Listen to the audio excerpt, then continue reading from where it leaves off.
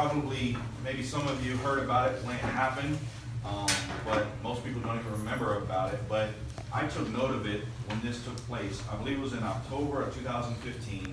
There was a shooting in a community college in Oregon.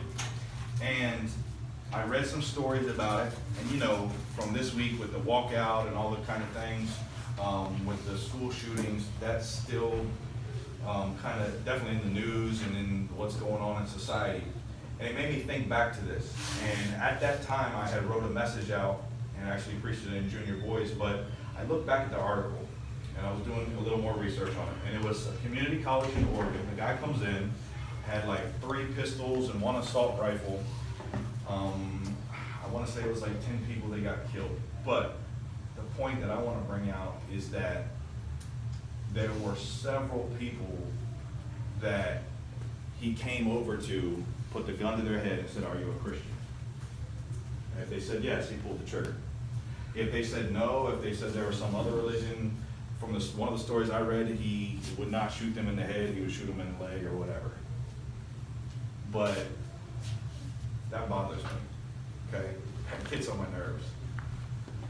That was October 2015. And I don't know if you guys have heard about this one, but when I was a teenager, there was in Denver, Colorado, Columbine High School, where these 2 guys went in and shot up, I think it was 12 people or something. It's so sad. We have so many of these school shootings that doesn't even seem like that bad anymore. But it's a terrible thing. This was 1999, and these guys came in kind of the same scenario. And there's 2 girls. Their stories are well known. Cassie Broussard, I think, is one, and then the other one, Rachel Wright or something like that. But both of these teenage girls, same thing. These guys come up to them and they say, "Are you a Christian?" And they say, "Yes, I believe in Jesus," and they shoot them. Okay. The other story I was telling you about, Oregon Community College in 2015, the guy said, "Do you believe in God?" to some people, and people said yes, and he said, "Well, okay, you're about to see." They were specifically targeted for being a Christian. They were asked, "Are you a Christian? Do you love Jesus?" If yes, bang, their life is over. Guys, in this well-known story, these 3 young men, these teenagers, in Daniel chapter 3, they faced the same fierce situation. I would say their situation was even a little more intense, if it could be possible to be so. They're staring in the face the most powerful man in the world at that time. Nebuchadnezzar is the king of Babylon. Babylon, basically, at that moment in history, ruled the world, the known world in that day and age. This is the most powerful man in the world, staring you in the face, angry, upset. The Bible says he's in a rage, and he's staring you down, basically saying, "Do you love God?" And these boys didn't back down. They're staring the most powerful man in the face. He's threatening deadly force, saying that he'll throw them in the fiery furnace, which, by the way, no one made it out of alive before this. He has a very pointed question to them, which we'll get in. But these guys choose to stand. Now, my question is this, guys. If, God forbid, you are ever faced with this horrible reality, what would you say? I'll be honest with you, I don't know what I'd say. I want to say yes. I want to have the right answer. But guys, this is hard. This is where, and this is my title, this is the moment of truth. Okay? You say you believe it, this is the moment of truth. Okay? God forbid this ever happens. Hopefully we continue to live in freedom. Hopefully Christianity continues to thrive and have a place in the United States and grow. But guys, it doesn't seem that way. The trend seems like it's less and less. Amen. And it seems like the persecution is becoming more and more, and that it's less popular, and that it's less out of the public eye, and people don't care about it, and they're anti-Christian, they're atheists, and they're all these kind of things. If that ever happened to you, Sean, I hope it never does, but if a guy came up to you and did that, Amber said, if that happened to you, Eric, if that happened to you, if that happened to me, what would you say? The moment of truth. Let's get into this. I got 4 points I need to roll quickly, so hopefully I can. Number 1, there's an approaching showdown. There's an approaching showdown. Notice verse number 7, and I just want to pick a few words out, and then we're going to deal with this whole section here. The first 4 words say, therefore at that time. Therefore at that time. Hey guys, can I tell you something? That time is coming. in this country, we've had 230 or 240 some odd years of freedom and liberty, and we've basically gotten to do what we wanted and serve God and live for God and try to reach people, and we've had that freedom.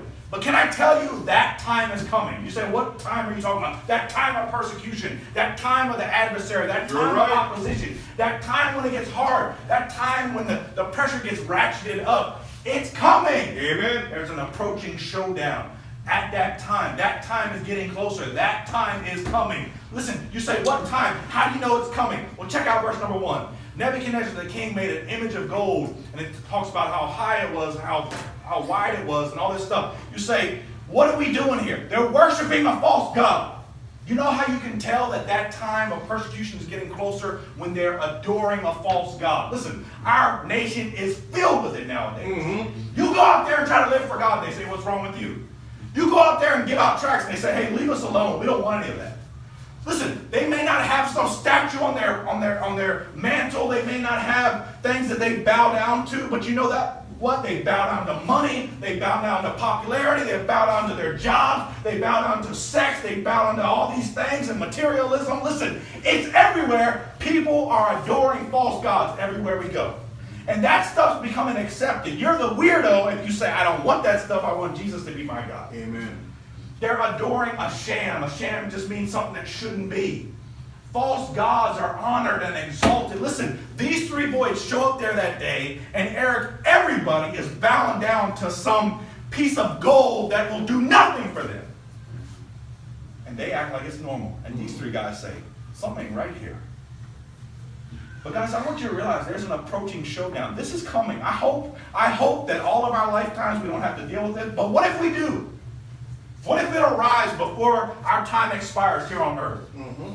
What if it shows up, Brother Walter, before I kick off and get buried in the grave? What would happen? There's an approaching showdown. They adore a sham, and then I want you to notice this. There's an alarming sound. There's an alarming sound. Verse number 5. Therefore, at what time you hear the sound of the cornet, and he names off all these different instruments, when they begin to play, you fall down and worship the image that Nebuchadnezzar the king has set up. Verse number 7. Just so you know, in this chapter, verses 1 through 6 is all preparation. It's all announcements. Verse number 7 is the actual events. Verse number 7.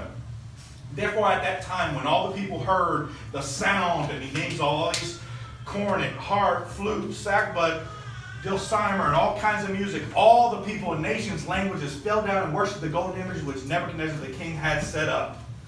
Hey guys, you hear the music starting to play? Mm. You hear people bowing down to false gods. You hear the pressure beginning to turn up. Listen, guys, you hear it in the distance? Mm-hmm. You say, Tom, what are you talking about? I don't hear no music. Are you going nuts? What I'm talking about is this. You hear the anti-God rhetoric out there getting turned up. You start to hear it in the distance. Amen. You start to hear. Listen, I think I told you guys a couple years back, but I'm driving through D.C. working a few years ago, and they have a sign over in Georgetown, and it says, it was advertising being an atheist on a billboard. Yeah, I did. Right next to me. Mm-hmm. This is what an atheist looks like. Girl has a shirt. I am an atheist, smiling. Idiot. What is this? What is this? Listen, guys. You say that people shouldn't smoke marijuana nowadays. You look at that as the weirdo. You say people shouldn't drink beer, and you look at that as the weirdo. What in the world? You say that people shouldn't listen to rap music, and people look at you like, what is wrong with you? What planet did you jump off of? What spaceship did you land on? That's how they look at you. Listen, do you hear the alarming sound? Listen, can you imagine these 3 Hebrew boys when they're standing there and the music begins to play?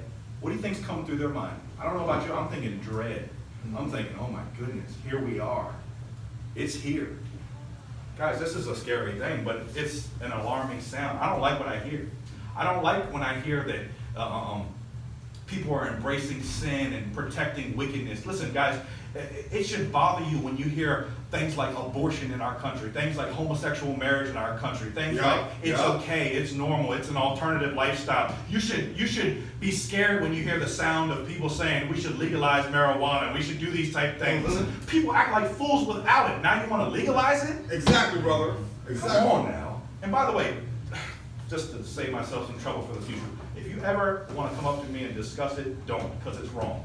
Right. Amen. I had guys in this class, well, what's wrong with it? Some people need it for medical reasons. I say, yeah, but you don't. Right. It's Right? A lie. It's a lie. It's an excuse to smoke drugs. Yeah, some 15-year-old wants it, and he's going to make an excuse. That's Exactly. it. That's Right. it. Let's be real about it. I'm not trying to be mean, guys, but this is what's going on in our country. And if we don't watch it, it starts seeping into the church, and we think, I don't see anything wrong with it. Yeah, it's smoking weed. Yeah, because you probably haven't seen your Bible lately, right? It's embracing wickedness and protecting it. Listen, guys, do you hear the alarming sound? Do you hear those instruments beginning to play? And we start thinking, uh-oh. They're adoring the shame. There's a alarming sound, and I want you to see verse number 7, halfway through the verse, it says, all the people, nations, languages fell down and worship. A lot succumbed to it. The majority of people are bowing to it. And their actions are shameful. Well, when it says all, you can leave out 3 because they didn't. We'll find out about that in a few moments. But their actions are shameful. These people that succumb to the false god and give in and bow down. Listen, guys, commentaries tell us this. Listen, Shadrach, Meshach, and Abednego, and Daniel, who Daniel was probably off somewhere running an errand for the king. That's probably why he's not talked about in the story, because he never gave in his life. But do you know they were ripped out of Judah, the land of Israel? They were not the only ones, though. Daniel chapter 1 talks about it, and other places, 2 Chronicles, different places in the Bible.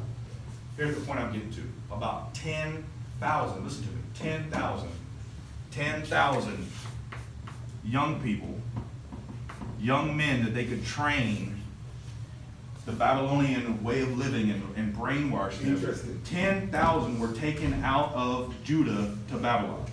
What does this tell you if it says all the people, nations, languages fell down and worshiped the image? What does that tell you? Somebody? Some of them are Jews. You know what that tells me? We'll leave out Daniel, so I'm going to change the numbers just a little bit. 9,996, we'll leave out Daniel. They bowed.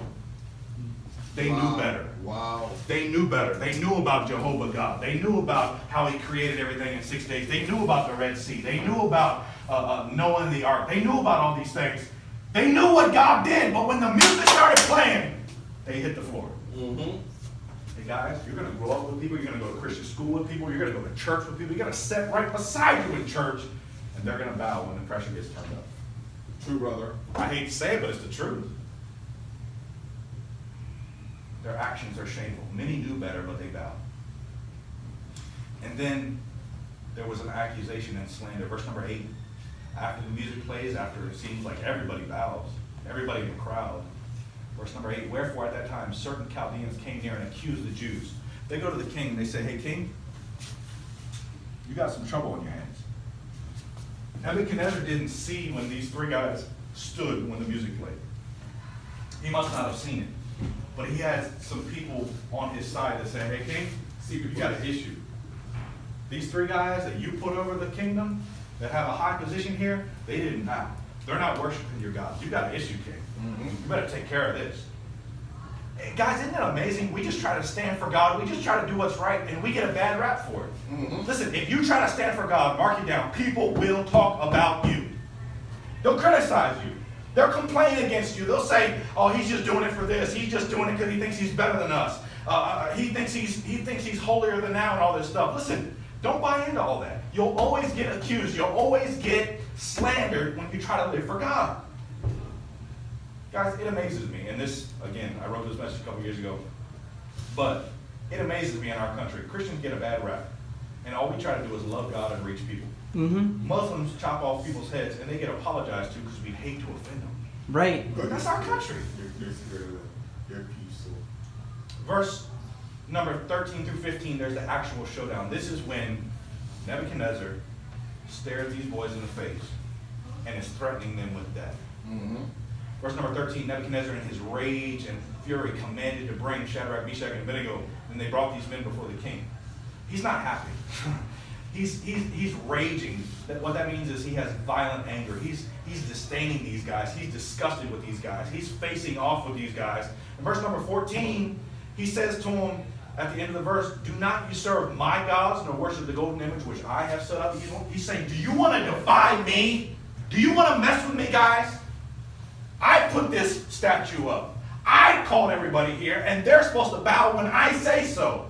You're going to defy me? Again, don't get this out of your mind. Keep this locked in. This is the most powerful man in the world at this moment in history. That's scary, okay? I struggle sometimes, you struggle sometimes to give a check out to people. He might get mad at me, right? I'm there. They may not like me standing for God. This is the most powerful man in the world. Staring them down, threatening them. And you know what? In the midst of this heated scene, this intense scenario, Nebuchadnezzar does something nice. You want to know what he does? Verse number 15. He says, in so many words, I'm going to give you guys another chance. Maybe, Eric, when the music played, these guys were distracted. You know, maybe they didn't realize what was going on. I know it's far-fetched, but I'll give them another chance. Who knows? Maybe they got a back problem. You know, they struggle to bend. I don't know. Verse number 15. Now, if you be ready, guys, are you ready this time? That at what time you hear the sound of it? I'm going to give you all the instructions. At the time you hear the sound of the cornet, flute. Guys, maybe you weren't listening when the guy was announcing everything and he told you, when you hear the sound of all these types of music, that's when you bow. Maybe these guys are kind of slow.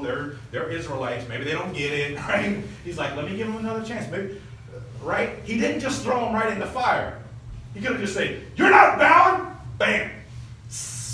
Oh, there goes them.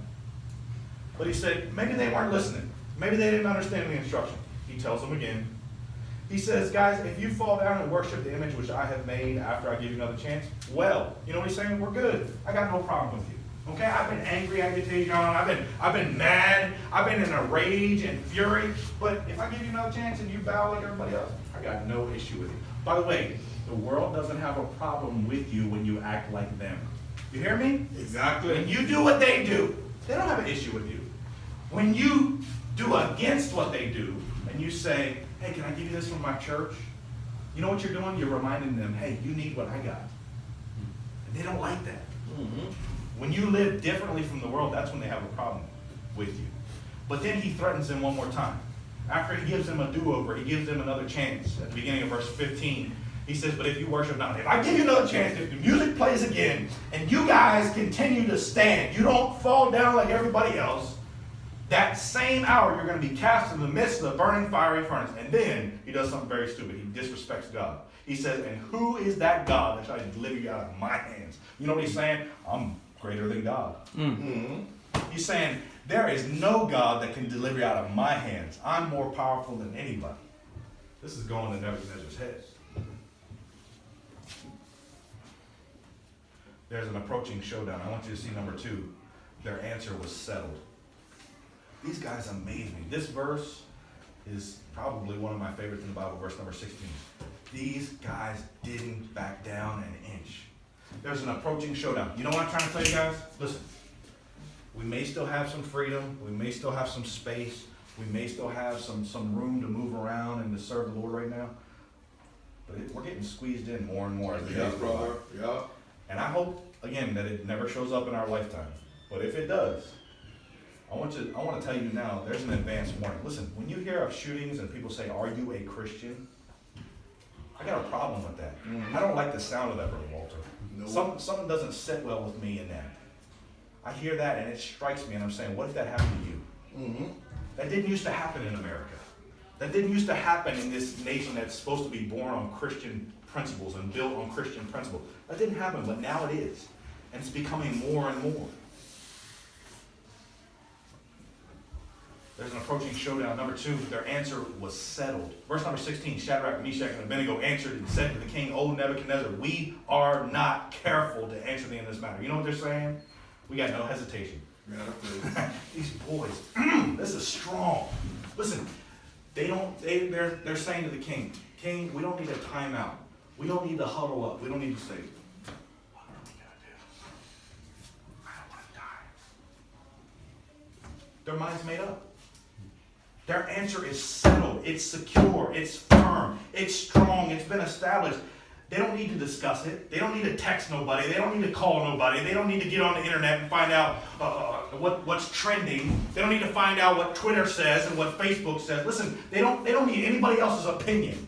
This is amazing, guys. Listen, they are settled and set in what they're doing. There's no hesitation. They don't need to huddle up. They don't need to discuss it. They don't need to phone a friend. They know what they're going to do. How in the world were they able to do that? I believe because they made an early decision. Mm-hmm. Kevin, I don't think they made up their minds here in verse number 16. I think they made up their minds a long time ago. Before you get to Daniel chapter 3. Yeah, exactly. I don't know when in their lives, but somewhere along the line, they made it personal. They locked it in. They said, you know what? We're going to be committed. We're going to stand strong. No matter what comes our way. Listen, guys, if you wait till the temptation comes to decide what you're going to do, it's too late. You hear me? If you wait till the temptation comes to you to decide what to do, it's too late. You will always, 100 times out of 100, do the wrong thing. Hey, I know Darren was kidding about it earlier, but listen, if something happens to you like Joseph, and a woman comes up to you and is trying to allure you into something that's sinful, what you going to do? I'll find out when I get there. You'll mess up. Mm-hmm. What do you do if somebody offers you this, or hey, look at this picture, or hey, listen to this song? What are you going to do?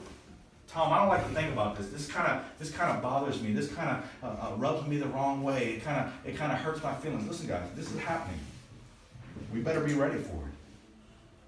Their answer was settled. There was an early decision.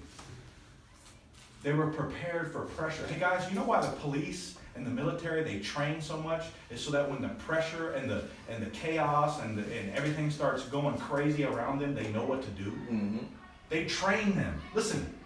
They don't just say, hey, man, you look strong. You look like you're a tough guy. Well, let's just get you out in the field and you'll be fine.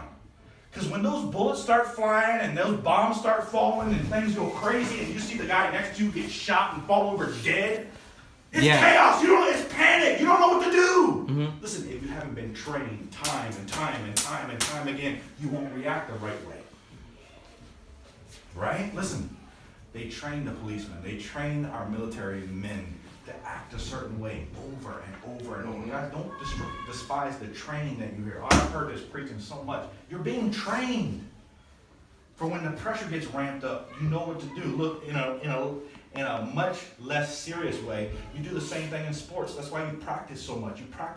Listen, because when Darren gets into competition and things are hard for him, listen, he has to go back to that training. He can't just go by what feels good. He may panic and do the exact wrong thing that he should do. Right. Amen. You got to make an early decision. You got to be prepared for pressure. And guys, let me just ask you this. Let me time out right here. Why didn't they bow? Why didn't they bow? Why didn't they bow? A lot of supposed Christians would say, Darren, if I bow, God knows my heart. And Brother Walter, I mean, if I don't die, I'll have the chance to reach a lot more people. Right? Right. I might have been thinking along them lines. That sounds a little tempting. Right. I kind of like living. How about you? All right? I don't like being burnt to a crisp. You say, I don't like my meat being burnt. How about you being burnt? All right? I'll have that well done, please. Why didn't they bow? Do we know? Why didn't they bow? Michael? Because they knew it was like. Okay. I don't know. Maybe their parents told them this was coming and grounded them when they were young, really young. They knew that God had their back. Okay. He had a conviction. Good. They knew what God was real, what God was fake. Okay. Like you said earlier, they probably heard the stories over and over again what the Lord did for the people in Egypt all the way until that present time. They heard what they're being fed from manna from heaven, they crossing along the Red Sea. Right. They probably heard all those stories. Absolutely. And they said, hey, one day we'll like to experience this from the Lord myself. Because they see that as a fine opportunity. I agree. They knew who actually had the power over them. Okay. Good. And I think all you guys have a good point, but if I may suggest something else. You don't have to turn to these, but I just want to read them to you. Exodus 20, verse 5. Thou shalt not bow down thyself to them nor serve them. Remember? In the Ten Commandments, they knew what the Bible said. Right. I'm not trying to be overly complicated. They knew what the Bible said. Hey guys, when you face a tough situation, do you know what the Bible says? Listen, that's why when people are falling asleep in class, we say, wake up, pay attention. You need this.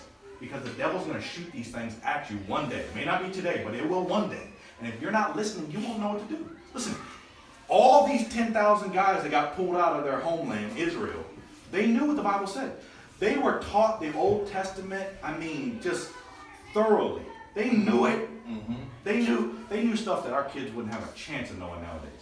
All right? They trained them since they were just, knee high to learn what God said, to learn that, there were 613 commandments they had in the Old Testament. That's crazy. As a young person in Judah, you would learn these things.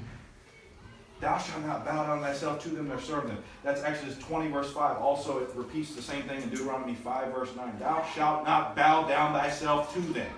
What's that saying? Don't bow to false gods. You know that's not true. You know that's not right. When the music plays, don't hit the floor. That's what it's saying. Amen. Their answer was settled. They made an early decision. They were prepped for pressure, and they perceived the principles. Why didn't they bow? Because they knew what the Bible said. Hey, guys, do you know what the Bible says? Do you know what the Bible says? If I were to ask you, is it okay for a Christian to have a tattoo? Most of the class, no, it's not. What does the Bible say? Don't put any markings on your body. Leviticus, right? Right. Hey, should a Christian lust? Of course not. That's terrible. Why? Matthew Upon a 5:28. woman to lust after her, you committed adultery already with her in your heart. Matthew 5:28, right? Hey, does it really matter what type of music you listen to? Yes, it does matter. Proverbs 19:27, write it down. Cease, my son, to hear the instruction that causes you to err from the words of knowledge. Right. So there's no verses in the Bible about music? Yes, there are. A lot. And that may not specifically be about music, but it's definitely covered generally, guys. Don't you get me wrong there. Cease, my son, to hear the instruction that causes you to err. You know what it's saying? Stop hearing the stuff that causes you to get off track. Amen. If that's not talking about music, nothing is. They made an early decision. They were educated about their deity. Verse number 17, they say, if it be so, our God whom we serve is able to deliver us from the burning fiery furnace, and he will deliver us out of thine hand, O king. A couple things they understood about their God. First of all, he was personal to them. They said, if it be so, our God. It had to be personal to them. Listen, guys, they didn't say, hey, my dad's God, he's going to get you. My pastor's God, my rabbi's God. They knew God for themselves. Do you? They said, our God, whom we serve. What does that tell you? They performed for him. Listen, guys, these guys are living for God. They're trying to do what they know is right in their lives. Listen, this was not the first time they talked about God. This is not the first time they talked to God. This was not the first time that they tried to live for God. They have done this year after year after year. And they understood that God is powerful. They said he is able to deliver us. This fiery furnace is nothing for our God. This fire, you, king, in all your power and all your majesty, and you think you're basically God, you're nothing compared to our God. Our God is able to deliver us out of this fire and from you. You're nobody. Try that on for size, telling the most powerful man in the world that. Amen. They say, King, you're piddly, you're puny in God's eyes.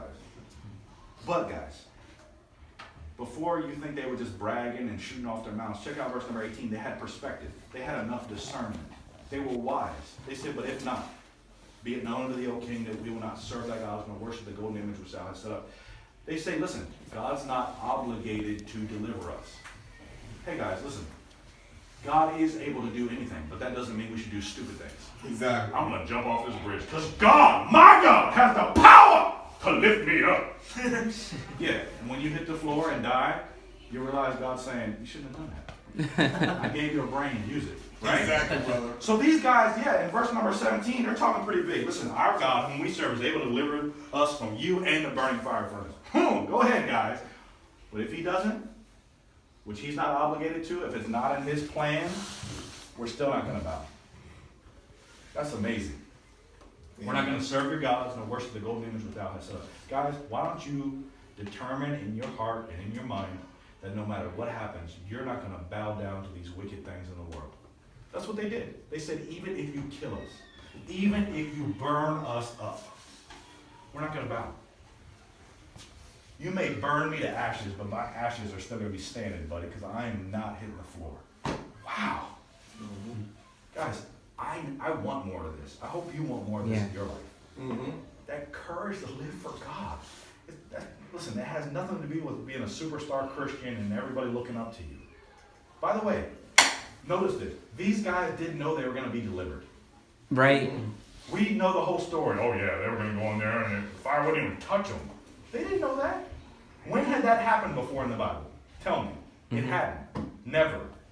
These guys thought, listen, if you throw us in the fire, we're done. Well done. Right? That's what they thought. Why wouldn't you? Their answer was settled. Number 3, real quick, and I'll finish these last 2 off quickly. The Almighty stood with them. First of all, you got to see that there was intense suffering.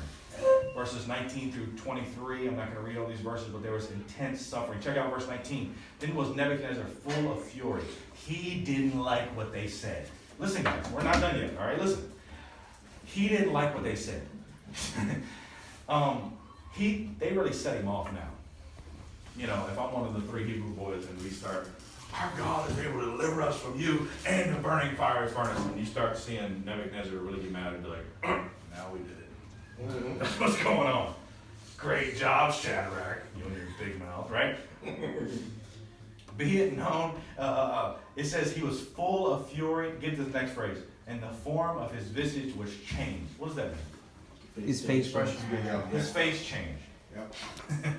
What I call it is he had a twisted face. Right? Listen, there was intense suffering. When these guys said this to the king, what was his last statement to them? I'll give you another chance. If you bow, we're good. Got no issue with you. Got no problem with you. But if you don't bow, you're going down. And there's no God that's going to be able to deliver you out of my hands. He's feeling pretty good about himself. They respond.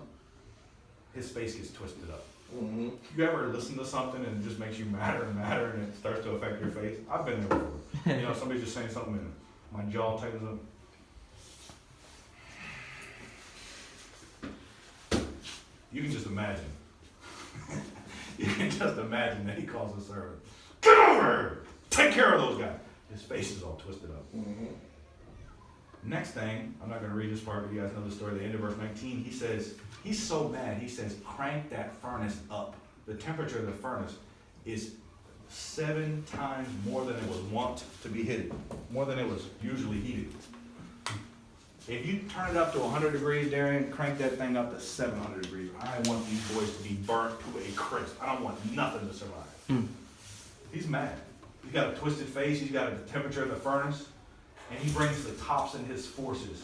Verse number 20 says he brought the most mighty men in his army to bind them up and to cast them in. He wasn't playing any games. He said, bring me the strongest, most brave soldiers. Bring them in. You tie those 3 guys up and you throw them in. There's intense suffering.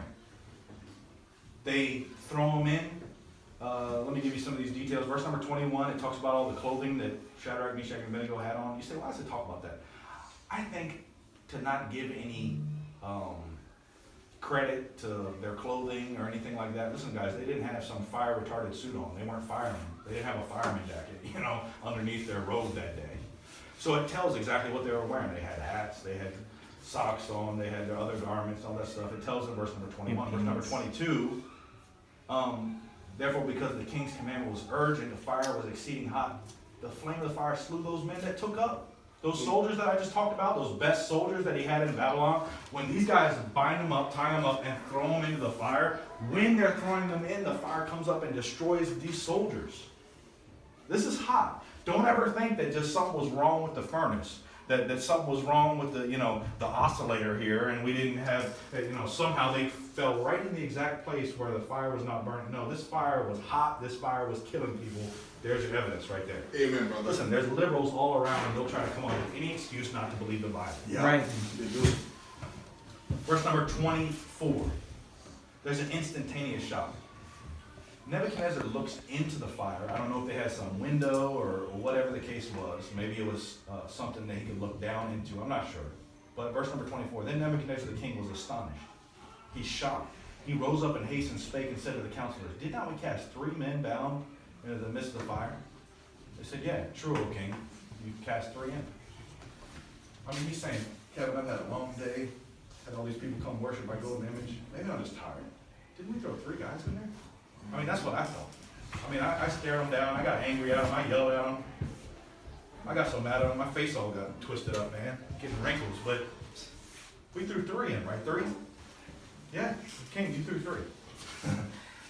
And then there's an incredible showing up, verse number 25. He answered and said, lo, I see 4 men, loose, walking in the midst of the fire, and they have no hurt, and the form of the 4th is like the Son of God. Wow, you can't make that up. You can't make that up, guys. Listen, he looks in, he's saying, God, am I seeing anything? We threw 3 guys in there, right? Yeah, King, we threw. Guys, I see 4. Do you see 4? Yeah, I see 4. What in the world is going on? Isn't this amazing? By the way, it says there were 4 men that were loose. Some people have said, I guess I agree with it, that the only thing the fire burned was the ropes that tied them up. Mm-hmm. And they're walking around in the midst of the fire. I don't know about you, Ted, if I get thrown into the fire, I'm going to be over in the corner and be like, you know, stay away. These guys are walking around. Still screaming. Yeah. You would hear me screaming all throughout Babylon, right? These guys are walking around. So how's your day, man? That's a nice suit you got on. You know, don't have a care in the world. Relaxed. Chilling in the fire, right? Walking in the midst of the fire, and they have no hurt. The flame didn't hurt them whatsoever. And guys, this is amazing. The form of the 4th is like the Son of God. And he knew You it. say, who? Yeah, he knew it. Exactly. It was Jesus. Jesus showed up with them. Mm-hmm. By the way, don't fall into these new translations.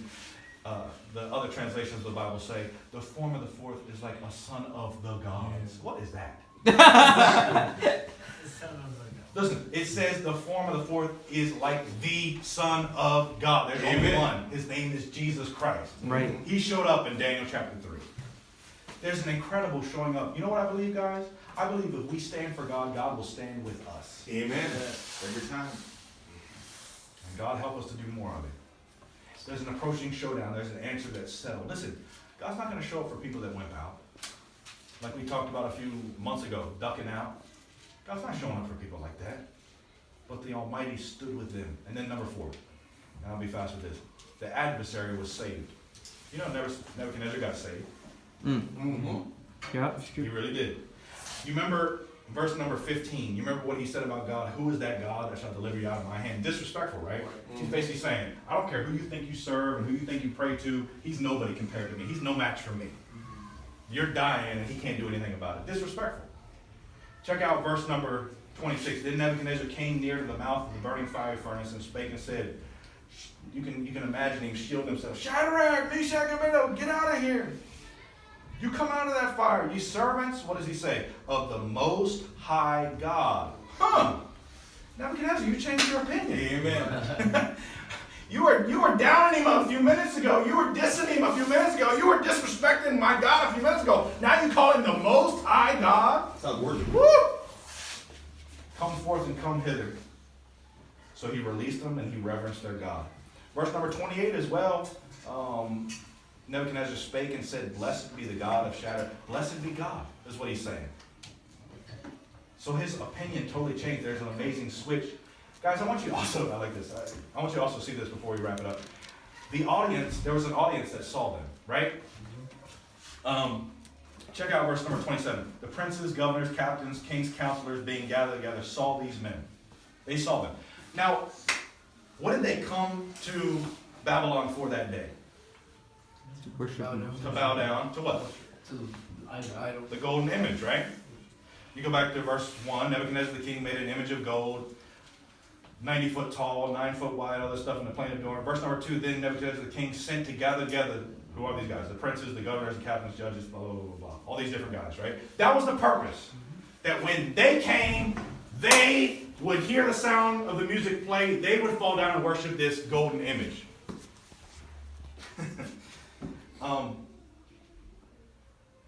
But these guys came there to see this golden image. And who stole the show that day? God. Because they got to see God showing up in the fire. By the way, I was just thinking about this last night. How did they make the image of gold? In a fire, right? To melt it down, to grave it. They came there to see an image of gold that was made in a fire. God stole the show by being the God that showed up in the fire. How about that? I like that. The audience says, God stole the show. Mm-hmm. There's an amazing, astounding sparing. It says, verse 27, the fire had no power. There was not a hair of their head singed, neither were their coats changed. The smell of fire hadn't even passed on them. Guys, you walk by a guy that's smoking and you have the smell of smoke on your clothes. These guys didn't even have that. Their coats weren't messed up, nothing. Nothing. Their hairs weren't singed, kept their eyebrows and everything. There's an astounding sparing. They were unaffected. Verse number 28, then Nebuchadnezzar spake, blessed be God of Shadrach, Meshach, and Abednego, who hath sent his angel, delivered his servants that trusted in him, have changed the king's word, and yielded their bodies that they may not serve nor worship any God except their own God. It all happened because of their stand. If they wouldn't have stood, you never see Nebuchadnezzar getting saved, and I don't have time to read it. I'll read verse 29, but not the rest. Verse 29, therefore I make a decree, this is Nebuchadnezzar, that every people, nation, language which speak anything amiss against the God of Shadrach, Meshach, and Abednego shall be cut in pieces, their houses shall be made a dunghill, because there is no other God that can deliver after this sort. So he made a decree at the beginning of the chapter that if you don't bow down and worship this golden false god, you're going to die. Now he says if you don't worship the God of Shadrach, Meshach, and Abednego, you're going to be cut in pieces. Your houses, we're not even going to talk about that.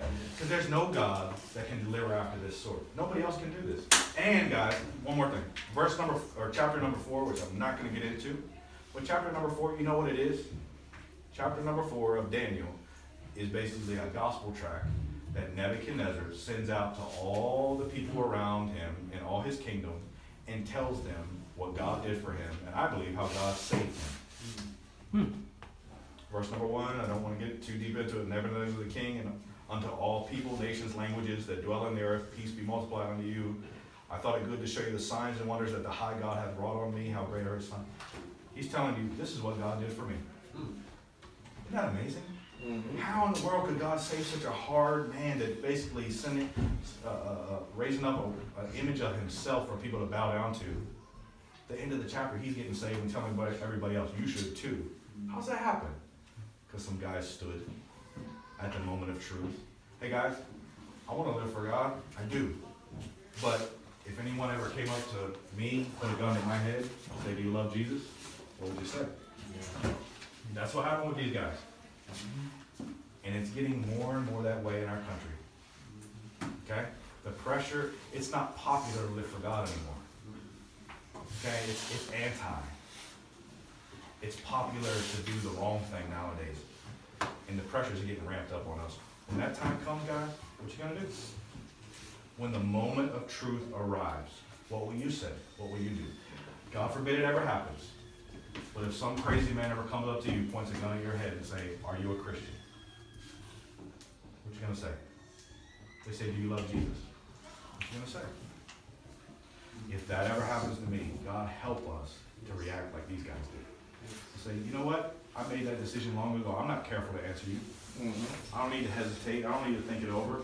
I don't need to get a piece of paper out and write down the pros and cons of this. I've already made up my mind. I love the Lord. I'm gonna stand for him. You can do whatever you want, but I'll stand for him. That's amazing. One more thing, guys. This is kind of random, but let me get you out of here. Can you think of any other scenario in the Bible where someone had that, where they felt their life was threatened, and someone asked them, you know, do you belong to Jesus? Do you love him? Anybody else? In the Bible or? In the Bible. Mordecai. Mordecai. Rigby. Okay. Esther, probably more so Esther, but yeah, I might give that. But I was thinking of a different one. Paul had a lot of cases, right? What else? You mostly see that in the New Testament, most of the instances of those in the New Testament. Yeah. Elijah or Elisha? One of them? Well, I don't know. oh man, you better figure that out. I know a good one, Stephen. Stephen. Stephen? Stephen. I think it's a joke because his wife wasn't molested. He's just gonna die. What was the question? You should have just yelled at his wife. Sean's Okay. You know who I'm thinking of? Peter. Right? He thought he was going to die. They said, don't you belong to Jesus? I don't know what you're talking about. Yeah. He denied. And we give Peter a terrible rap for that. And I get it. But you know what? At the end of his life, he had another chance. Another chance. Crucified And he stood upside for down. God. When they He stood prayed for for God. him on the You know what that tells me? You may have failed before. You can succeed next time with God's help. guys, let's stand. When that moment of truth comes, hey, it may not be a gun to your head, but it may be people making fun of you. They say, hey, don't you go to church? What are you going to say? When the moment of truth arrives, what side are you going to fall on? I don't know about you. I want to stand for God. I don't want to bow. All right, let's bow for prayer. Let's get out of here. Lord, thank you again